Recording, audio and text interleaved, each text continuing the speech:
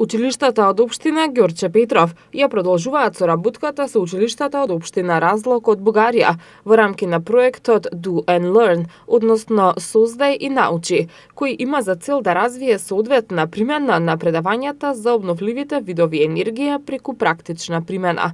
Во таа насока, денеска тимот наставници од општина Разлог, предводена од заменик градоначалникот Иван Гуров, ја посетија општината, а потоа и основното училиште Мирче Ацев, кој е предводник на овој голем проект, во кој ќе бидат опфатени вкупно 16 училишта, 6 од Македонија и 10 од Бугарија. Како што информираше градоначалникот на општина Ѓорче Петров Александар Наумовски, проектот трае веќе 2 години и е во втората половина од неговата имплементација. Координаторот на проектот Антонио Паунов нагласи дека очекувањата се дека повеќе од 300 ученици ќе ги подобрат познавањето од областа на обновливата енергија, така што ќе бидат вклучени во овој проект. Се работи за едукација на најмладите членови од основните училишта, практично како се добива соларна енергија и самото нејзино искористување. Значи нема теоретско, него практично со опрема која е специјално проектирана за овој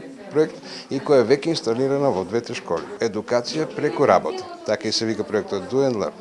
Дали се планира и во други полиња да се прошири соработката? Соработката секако. Се надеваме дека после овој проект ќе имаме дисеминација на резултатите.